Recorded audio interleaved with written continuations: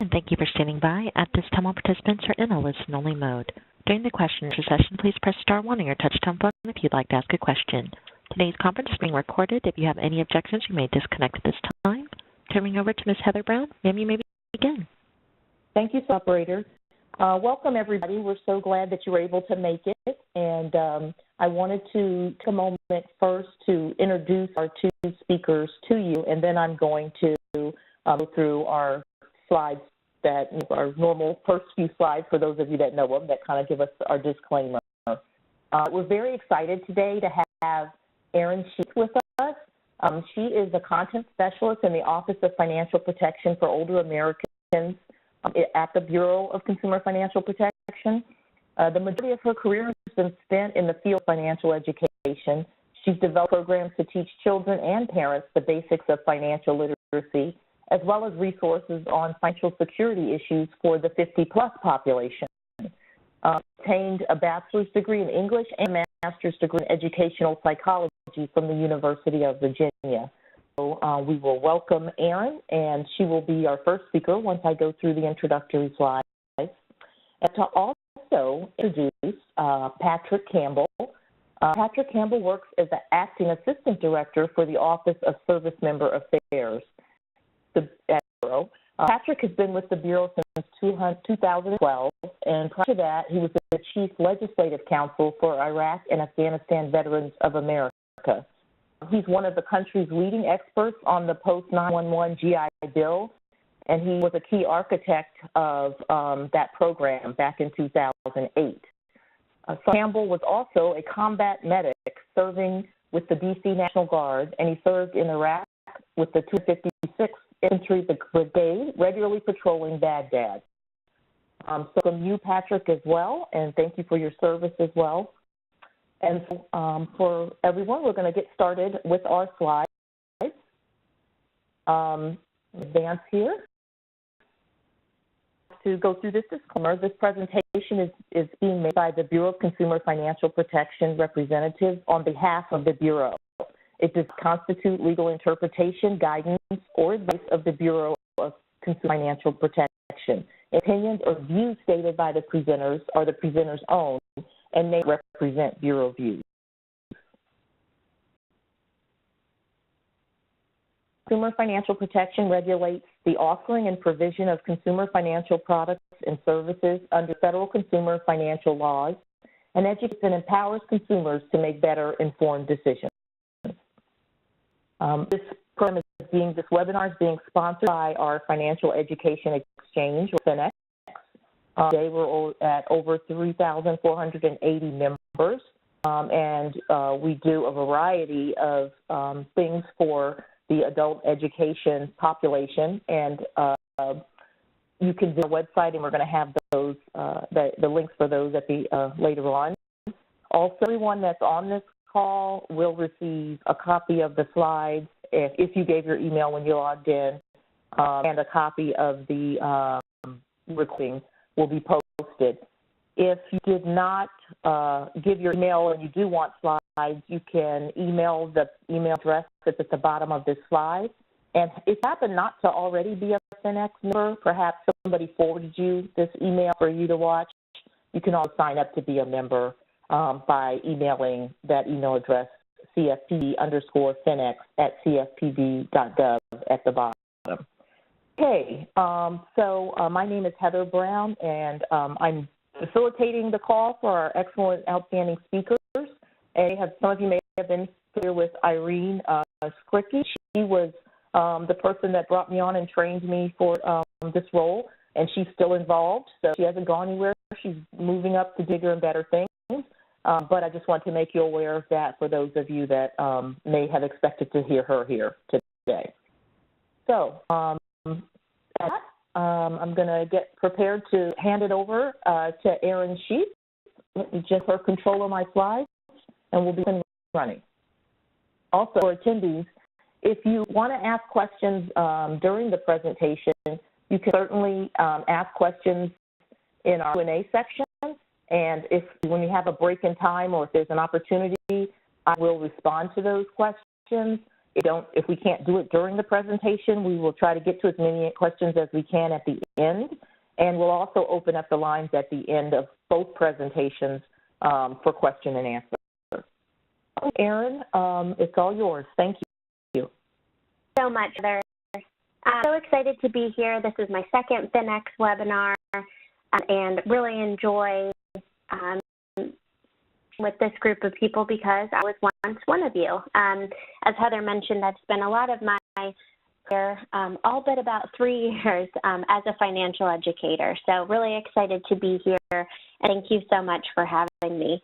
As Heather mentioned, I am from the Bureau's Office of Financial Protection for Older Americans. What we do is develop resources to protect older consumers from financial harm and to help older consumers make sound financial decisions as they age. And we also do quite a bit of research to determine what the best resources we can develop would be that would serve the older adults in this country in the best way. I wanted to mention to you is our Money Smart for Older Adults program. If you're a financial educator, you're most likely already familiar with the FDIC's suite of Money Smart financial education tools. So Smart for Older Adults is one that we paired with the FDIC to create.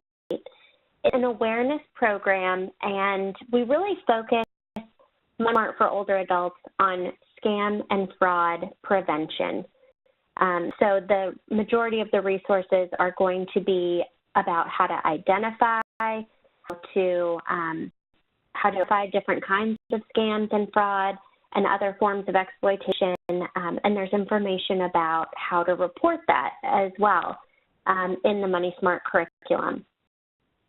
Instructor-led curriculum, but I always want to say that anyone can be an instructor of Money Smart because our instructor guide is so thought out, and it has all of the information, including presentation tips.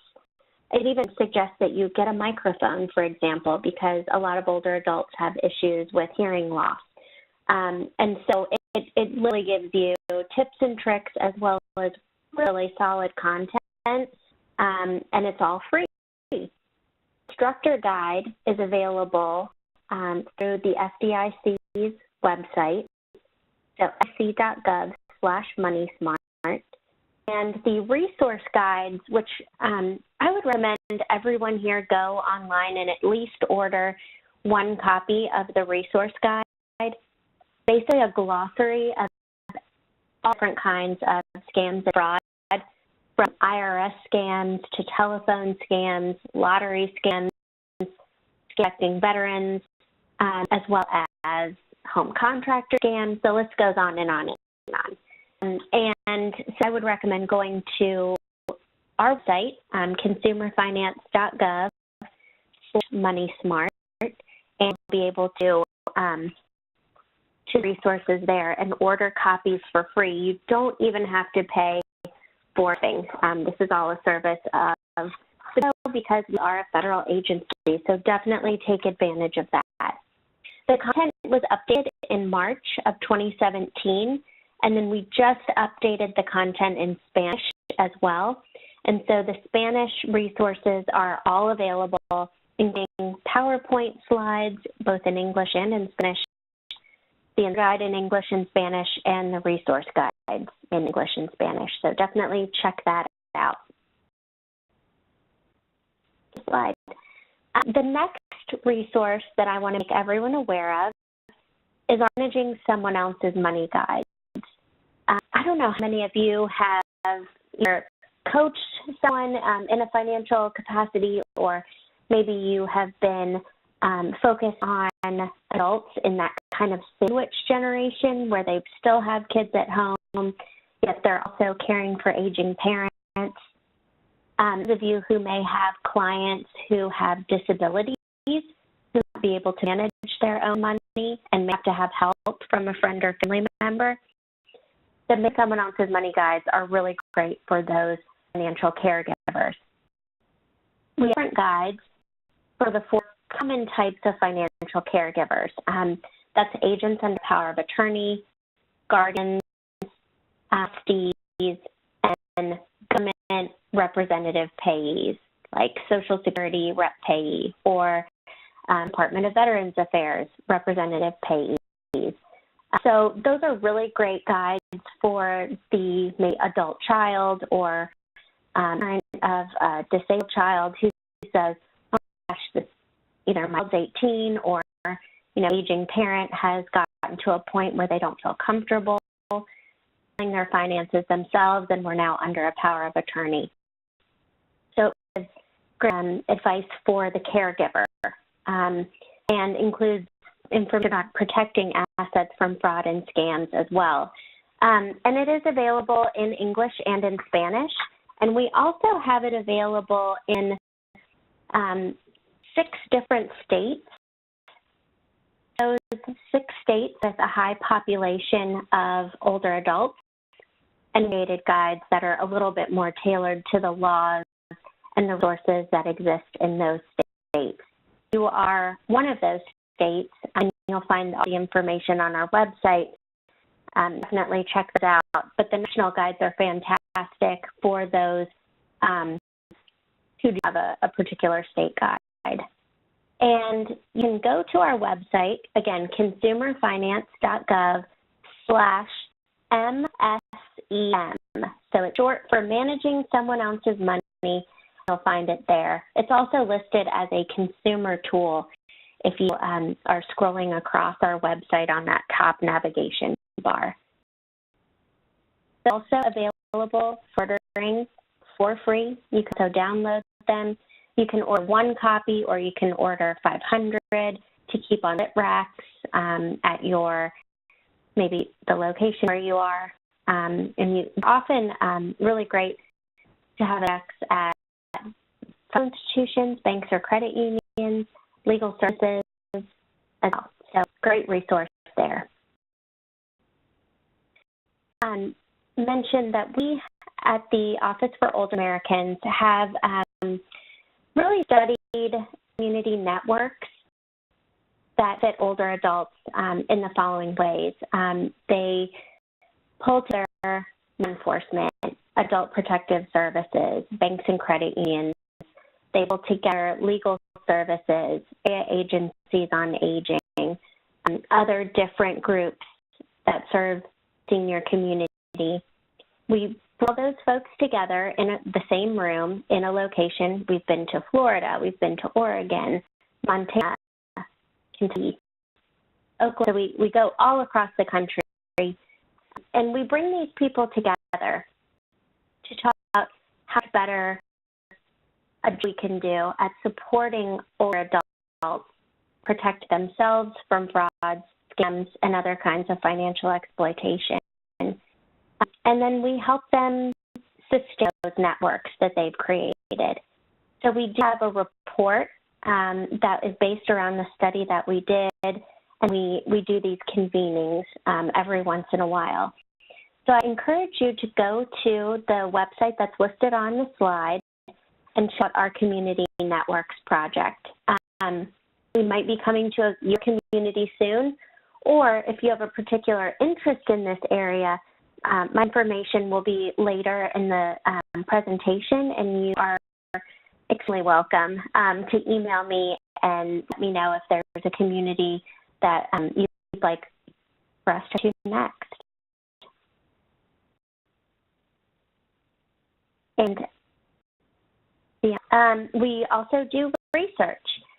And what's exciting about the work that we do is it's really focused on or grounded in human-centered design or human-centered research. So, for example, I, as the content specialist, write quite a few of our materials, or at least I have an editing hand in many of them. And so I am always very excited to take what we have created and test it with real users. So we go to different senior centers around the DC area to see if our materials are really hit mark. And they often do, but sometimes we make some adjustments to them to make them a little bit easier for older adults to interact with. So that's one area of our research. So really focused on retirement, obviously, since we're dealing with the older segment of the population. They're engaged in the financial well-being of older adults, research on that, and can kind of tease out to this group on or shortly after December 13th, Office for Older Americans will be publishing a report on the financial well-being of older adults. It's the FinEx network. Likely heard a lot about financial well-being, so I won't go into it too much here. I'll mention that we have taken the data that we received from that study and sliced and diced it to make sure that we have our finger on the pulse of what's happening with older adults. And I believe that our service members often done the same thing. So expect kind of more streamlined reports on a little bit of a targeted population for us. As I mentioned, December 13th is when we plan to release that report. We're also engaged in work around the financial resiliency of surviving spouses and partners, and I'm leading that research project, and so I'd like to put out an ask here. If any of you on this call work with older adults who recently lost a spouse, and perhaps that spouse was the one who handled the family finances, I'd love to talk to you because we're working on this project, and there are implications for military spouses. There are implications for spouses who perhaps didn't have the same level of income as their deceased partner. So there are so many different groups we can help, and so many unique experiences in this. So I have a lot of passion around this subject. Would love to hear from you. And the next slide just mentions a little bit about the financial well-being research that we've done. So we have the rigorously tested financial well-being scale, as well as the national study. And as I mentioned, we will be releasing that report on older adults in a few weeks. And spoiler alert, older adults are, on average, a little bit better off, or a little bit higher on that financial well-being scale. So I think that's something to expect, but we'll, of course, have a lot more detail in the report. Source that is completely free for you to order, and we've found has been really popular, kind of exceeded our expectations, is our Consumer Protection Placemat program. We originally partnered with meal service providers around the country and got together and said, wow, this is an opportunity for us to reach a lot of seniors at one time with some really simple, basic final information, mostly around how to prevent scams and fraud that are common. And the genius is, it wasn't me, or else I would own up to it. I wish it was me. But one of my colleagues said, hey, let's put some information on a placemat, a plain, simple placemat. And this is our runaway success project. So actually, just over 2 million of these placemats have been ordered in about 3 years since the program began, 3.5 years. We've been available in English, 5 in Spanish, and are ordered not just by meal sites, but by banks and credit unions, by communities, area agencies on aging, libraries, financial educators, counties, and other groups. So I really encourage you to check these out. As I mentioned, they are free. And part of the reason why we're speaking on this webinar to you today, because Patrick's office and mine came together for an attendance benefit scam placemat. And so is one really targeted to veterans who are vulnerable. They may be, or their surviving spouses. They may be homebound. Maybe they have other disabilities or limitations. And people are taking advantage of folks by either offering to get benefits for people or telling them they are eligible for this benefit when they are not. So we want to put out the word that these scams are happening and what you can do to apply safely for this benefit. So if you do educate veterans, this might be a good thing to have in your quiver of financial education materials.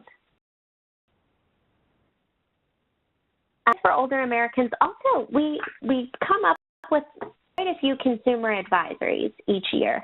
And I'm going to read all of these to you. There are many different consumer advisories that we have come up with, everything from medical debt to collection. You see there, reverse mortgages are always popular too. So, if hunting around on our website, take a look at these. They're usually 1 or at most 4-page documents that you can either print out. Many of them are available from our DPO Pueblo site as well, so you could even get some copies sent over to you. There are quick ways to address some of these different topics. A little bit more formal guides on reverse mortgages, financial advisors, and how to know whether a financial advisor is right for an older American audience. And then another guide around pension lump sum offers. Again, kind of a, not necessarily fraudulent, but not necessarily something you want to go into with your blinders on. So something that can help the people who you serve or educate into their financial products with a little bit more of an understanding of the ramifications of their decisions. So let's list important questions to ask, and then many times mention specific steps that you can take for help. We also have an online tool around retirement, which is great to share with those of your clients or those who you're educating who have not yet claimed their Social Security benefit. This is we create with the Social Security Administration, with their support, I should say. We actually use one of our calculators as the backbone for this online tool. It's an easy-to-use tool. You basically type in your birth date, the amount that was highest. In fact, I encourage all of you to do it as well. You kind of walk through the different scenarios of claim Social Security retirement benefits at 62, the earliest age of eligibility, at full retirement age, or delaying beyond for an increase in your monthly benefit amount for life. So it's available in English and Spanish, and I think there might be working with who are in their 40s or 50s, who are starting to think about this decision or starting to panic about retirement because, I mean, who can honestly say they have enough saved? I'd love to meet that person and shake their hand. It's a great tool to help you learn the different amounts that you'll get each month based on the age that you claim. So it might encourage some people to claim later than they had initially thought. I included here at the end a link to our website. If you visit us there, you'll be able to see the different things that I've mentioned. You can also join our mailing list. This is a great thing to do because you'll receive emails like sent on November 8th that say, hey, our aid and attendance benefit scan placemat is available for order. We will be releasing that financial well-being and older adults report on around the 13th, so you'll get notification of that as well. You can also order our materials in bulk on our website, and you can contact us at Americans at CFPB.gov. And I believe that Patrick and I included his email address at the end of our slides. To share mine as well. If you have any questions, feel free to send us our way. And that concludes my portion, and I will call over to Patrick. Thank you, Erin. One more pitch for that Social Security tool. My father is of the age in which he is deciding when he will use his Social Security tool, and over Thanksgiving I actually pulled out my phone, and in a matter of 5 minutes of bringing it up, I was able to make, I think, a very important life decision. And so I think for a lot of you who work with people, like, this isn't just about educating them about a particular topic. It's about being able to show people and let them play and explore. And so a Social Security tool is a very helpful tool to help you show someone else what you're trying to explain to them, which is the longer you wait, the more your benefits are going to stretch. And so I definitely encourage everyone to definitely take a look at it. Well, good afternoon, and for those people on the West Coast, good morning. My name is Patrick Campbell. I head the Bureau's Office of Servicemember Affairs. We are, within the Bureau, we have a charge to do 3 things. First thing is to educate and empower service members and their families to make smarter choices about financial products. The second one is to monitor and analyze complaints from the military community. And third is to coordinate consumer protection efforts between both the Bureau and other federal and state and local agencies. Just a little bit of background. I'm not sure if you deal with a lot of veterans or service members, like the civilian population. Service members and their families depend on financial products to, for college, to help pay for starting a family, to buy a house. There are some interesting quirks about how service members and their families use financial products. For instance, 91% of service members have a credit card. That's about 50% more than civilians, and about a third of service members have 4 or more credit cards. Near 2/3 of service members have an auto loan or a lease. Over 200,000 service members have student loans totaling about $2.9 billion. And so these financial products, these are the same financial products that everyone relies on. The problem is that because of frequent moves and stresses of deployments and going downrange, when things go wrong, they get amplified significantly. So, for instance, I was in law school when I got deployed to Iraq, and while I was there, my student loans got put into collections for no reason, no fault of my own. It was a mistake in the paperwork. I then spent my 2-week leave and pretty much the first 6 months I was back trying to figure out what had happened and kind of get the paperwork back in the way they should have been. And you can imagine getting back from a war zone and all the things that are associated with that. The stress of getting debt collector calls every day. They actually started on my birthday, twice a day for 6 months, just compounded the other issues that I was already trying to deal with when I came home. So we have seen that, not only does it put a significant stress on the service member and their families, but at some point they actually get amplified to the point where they can cause someone to lose their security clearance. And we've seen anywhere from 4,000 to 8,000 service members a year get kicked out of the military due to financial issues.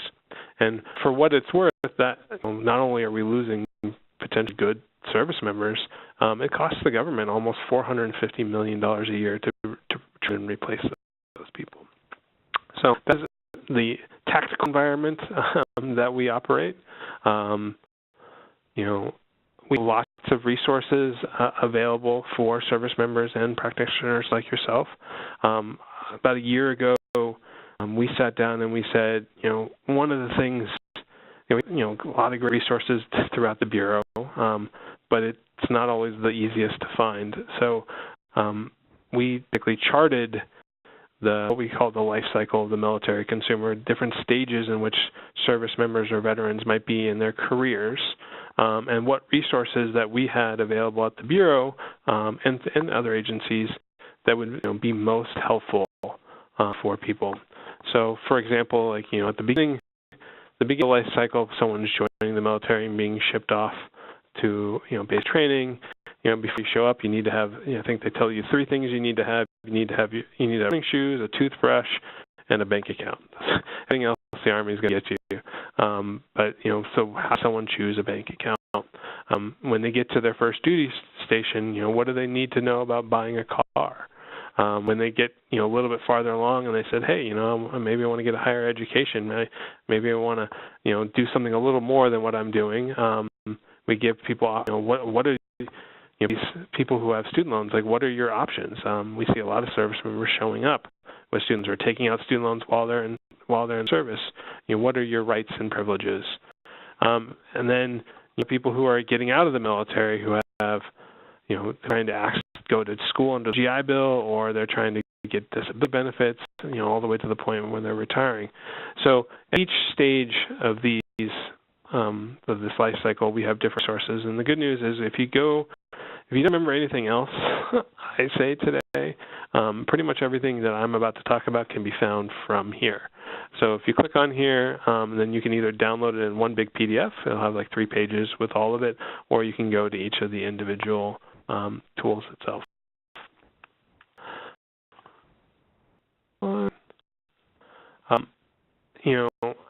Things that we have done over the years, not only to educate people, but also to help return money that service members were owed.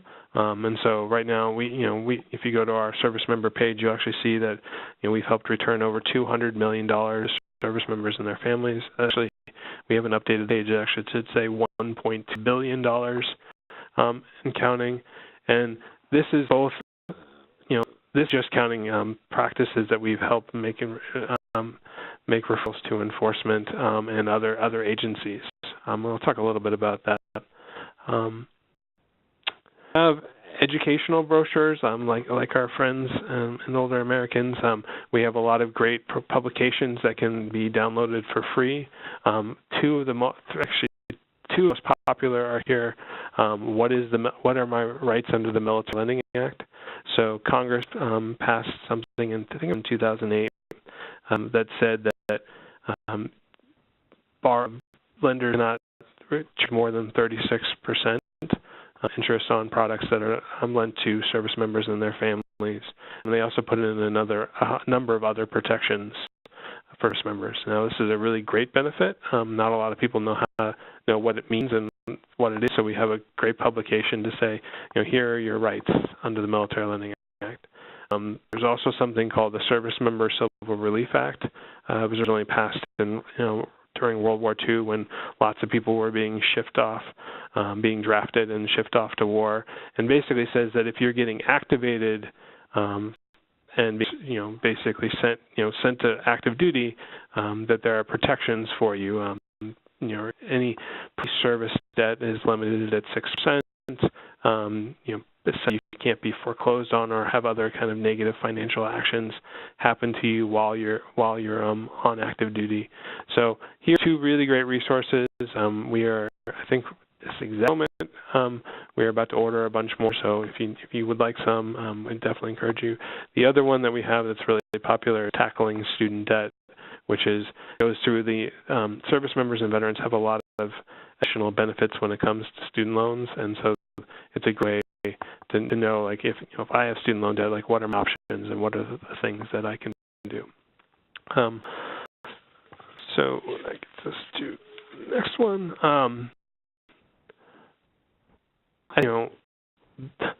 What the coolest part of what the Office of Service Member does, and what is the cornerstone of our Educate and Empower mission, something we call Misadventures in Money Management. It's a cutting-edge graphic novel meets Choose Your Own Adventure training that ages service members with real-life financial choices in a fun and playful manner. Try to ensure a time-traveling secret agent rethinking their impulse purchases or receiving debt collector calls in the middle of an alien invasion. They're really quite fun. It's unlike any financial education training you've ever seen. And so this is available. Go here. You can actually. It's not available to the public yet, but if you actually don't go to this website, but if you go to mim.gov, mimm.gov, we are. You can see the beta, and you can actually access the training.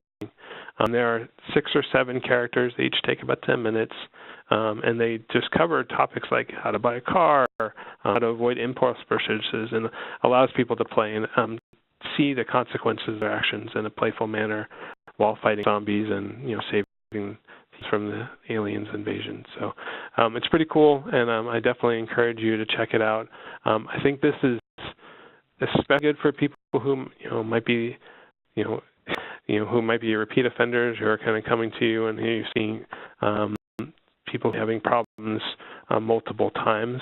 This might be a good fun intervention for people.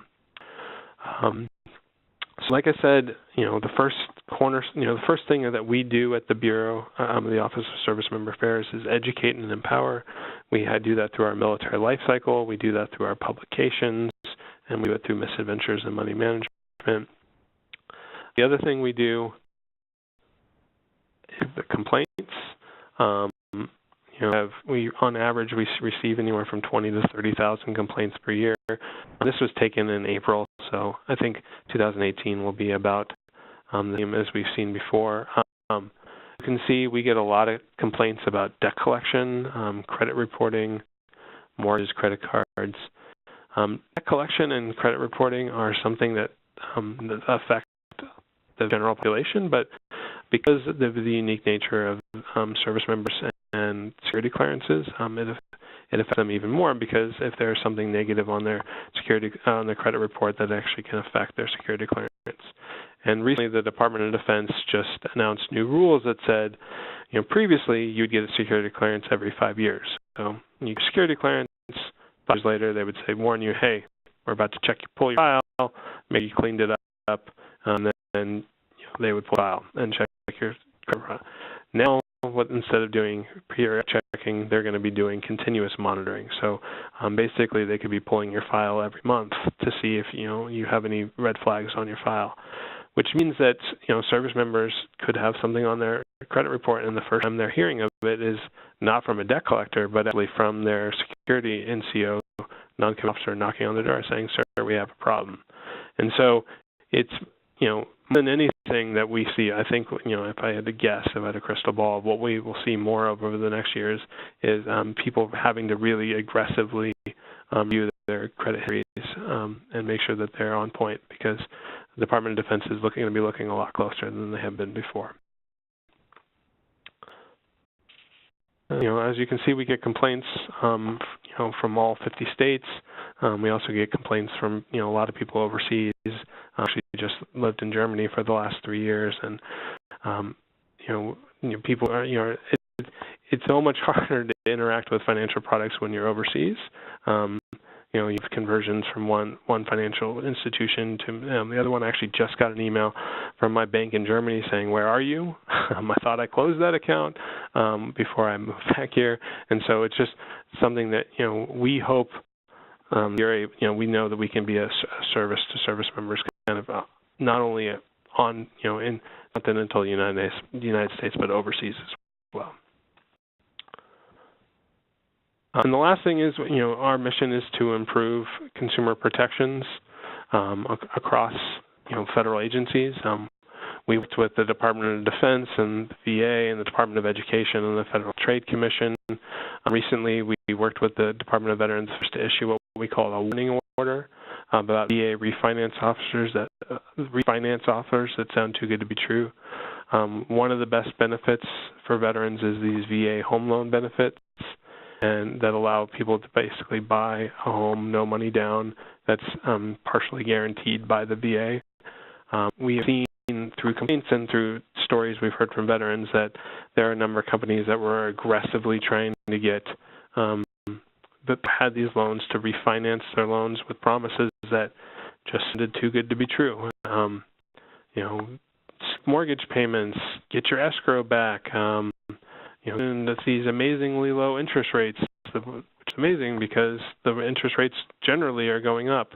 And so we're happy to report that we issued this warning order. We've seen the number of these refinances go down, and we've also seen Congress recently change the rules that say that any new VA home loan that does do this refinancing actually has to be in better for the veteran. So that's kind of a good picture of what we're doing. Here's ways you can get a hold of us.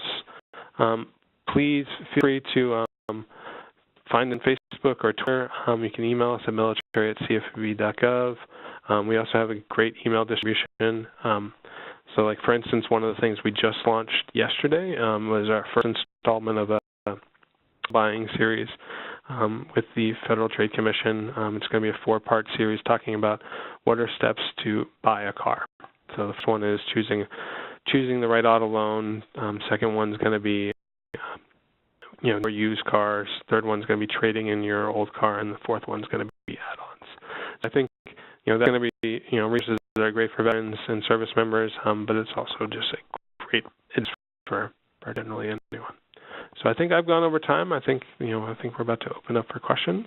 So I'm excited to talk to everyone. I really appreciate you listening to us. Patrick and Aaron, for those wonderful presentations and lots of good information that you shared in a short time. Either we are ready to entertain questions, and operators queuing up. Let's see, I thought I had a couple of questions. I have one actual question. If we received an email about this webinar, we are already on the email list you mentioned to get updates on materials. That's a great question, Tammy, and please assume that because this is sponsored by the FinEx program, and my colleagues are from different programs, and so they're highlighting how to reach some of their programs. So if you may be on the FinEx list but not on their list, so go ahead and request through the emails that you see on the screen now to be a member of their mailing list. And if you be a member of had a question, operator, say something? No, this is Aaron. If I could just add on to that, Heather. Sure. We do all have different email distributions, and one thing that we are very aware of at the Bureau is how much email everyone gets. We get a ton of it ourselves. So what we try to do, especially when we have something that hits multiple audiences, we only send it out once. We try very hard to do that. I can't say that we're successful every single time, but for example, the email that happened. All right, guys, my package being delivered. Never a dull moment when teleworking. But the email that we sent about the veteran scam placemat, we sent that only. We worked together to send that so that people who were on both lists didn't receive it twice. So we're really aware of that. So I would definitely encourage you, if your email can handle it, to sign up for each of our lists and just know that we have in mind when things hit multiple audiences, we will try our hardest to send that only once.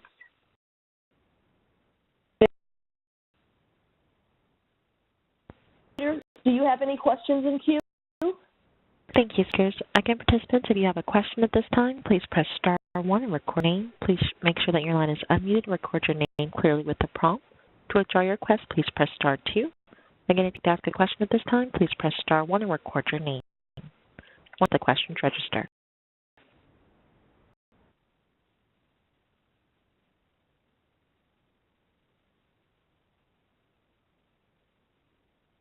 And while letting the questions register, I'm just going to go ahead and enter the email address again if you want to do the FinEx list if you're not already on it. If you receive an announcement or newsletter for this, you're already on the list that we mail to regularly for FinEx. But if you did not, if it's through someone else who forwarded it, then you may want to go ahead and send an email to join. So I just put that up in the chat. And speakers, I'm showing no questions from the phone.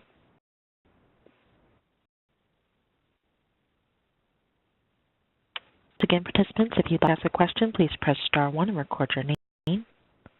And looks like I have a new question from Peter. You may begin. Hello. My question is, we have a local program here in the Boston area. It's on a pilot basis, where I happen to even have a neighbor who was all by herself. She was about 89. And have many different people like taking graduate programs who are single grads coming into Boston. They need a single room. What do you think about the process of trying to set up almost like a brokerage service that gets the grad students looking for a single room with really folks who have many rooms to spare? I recognize it's such a risk to potentially get them paired up, but it can also be a very benefit for both. This is Erin. I will say that falls outside of the Bureau's jurisdiction. I really can't comment on that as a Bureau employee because we do not regulate housing, rental, that kind of thing. Having said that, in my opinion, I think programs like that can be really great. They can meet a couple of needs. They can speak to loneliness that those adults moving to a new city and older adults. It can be helpful for identifying fraud or exploitation, hopefully even preventing it. However, it's as you mentioned, it is a bit risky, and I think has to be a lot of caution has to be taken with. However, there are programs across the country that are in similar vein, or kind of adopt a grandparent type programs that have been really successful. But that's about all I can say about that. Thank you. Thanks. I have other questions. No other questions in the queue. Okay, there's no other questions in the queue, and I believe I've gotten all the questions that are online. I think we're going to go ahead and wrap up. Thank you, everyone, for attending. As I said at the beginning, those that left their email when they signed in will receive a copy of the slides, and we'll be posting recordings of the session as well to our website.